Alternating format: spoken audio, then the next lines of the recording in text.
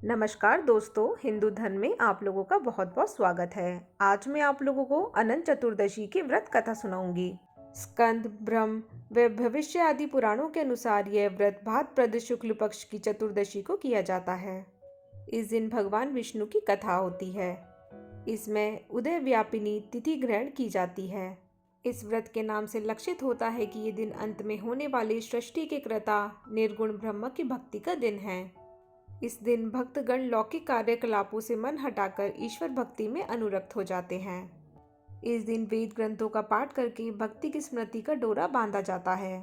साथ ही इस व्रत की पूजा दोपहर में की जाती है। इस दिन व्रती स्नान करके कलश की स्थापना करते हैं। कलश पर अष्टदल कमल के समान बने बर्तन में कुश से निर्मित अनंत की स्थापना की जाती है। इसके पास कुमकुम, केसर या हल्दी रंजित 14 गांठों वाला अनंत भी रखा जाता है। कुश के अनंत की वंदना करके उसमें भगवान विष्णु का आह्वान तथा ध्यान करके गंध, अक्षत, पुष्प, धूप तथा नैवेद्य से पूजन किया जाता है। इसके बाद अनंत देव का पुनः ध्यान करके शुद्ध अनंत को अपनी दाहिनी भुजा पर बांधना चाहिए। यह डोरा भगवान विष्णु को प्रसन्न करने वाला तथा अनंत फलदायक माना गया है। यह व्रत धन, पुत्र आदि की कामना से किया जाता है। इस दिन नवीन सूत्र के अनंत को धारण करके पुराने को त्याग देना चाहिए। इस व्रत का पारण ब्राह्मण को दान करके करना चाहिए।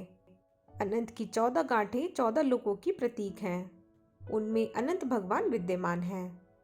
व्रत कथा। एक बार महाराज युधिष्ठिर ने रासूर्य यज्ञ किया। यज्ञ मंडप का निर्माण सुंदर तो था ही, अद्भुत भी था। उसमें जल में स्थल तथा स्थल में जल की भ्रांति उत्पन्न होती थी। पूरी सावधानी के बाद भी बहुत से अतिथि उस अद्भुत मंडप में धोखा खा चुके थे।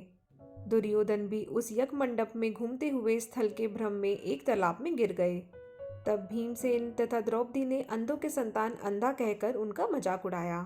इससे दुर्योधन चिढ़ गया। उसके मन में द्वेष पैदा हो गया और मस्तिष्क में उस अपमान का बदला लेने के विचार उपजने लगे। काफी दिनों तक वह उस ओहापोहा में रहा कि आखिर पांडवों से अपने अपमान का बदला किस प्रकार लिया जाए।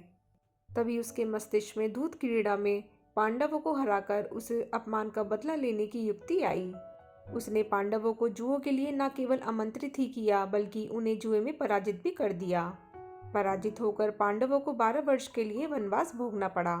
वन में रहते हुए पांडव अनेक कष्ट सहते रहे। एक दिन वन में युधिष्ठिर ने भगवान श्री कृष्ण से अपना दुख कहा तथा उनको दूर करने का उपाय पूछा। तब श्री कृष्ण ने कहा, हे युधिष्ठिर, तुम विधि पूर्वक अनंत भगवान का व्रत करो। इससे तुम्हारे सारे संकट दूर हो जाएंगे। तुम्हें हारा हुआ राज्य भी वापस मिल जाएगा। इस संदर्भ में श्री कृष्ण ने एक कथा सुनाते हुए बोले, प्राचीन काल में सुमंतु ब्राह्मण की परम सुंदरी तथा धनपरायण सुशीला नामक कन्या थी। विवाह होने पर ब्राह्मण ने उसका विवाह कौंडिन्य ऋषि से कर दिया। कौंडिन्य ऋषि सुशीला को लेकर अपने आश्रम की ओर चले तो रास्ते में ही रात हो गई। वे एक नदी के तट पर संध्या करने लगे। सुशीला ने देखा वहां पर बहुत सी स्त्रियां सुंदर सुंदर वस्त्र धारण कर किसी देवता की पूजा कर रही हैं। उत्सुकता पूर्वक सुशीला ने उनसे उस पूजन की विधि पूछी तो उन्होंने विधि पूर्वक अनंत व्रत की महिमा बता दी।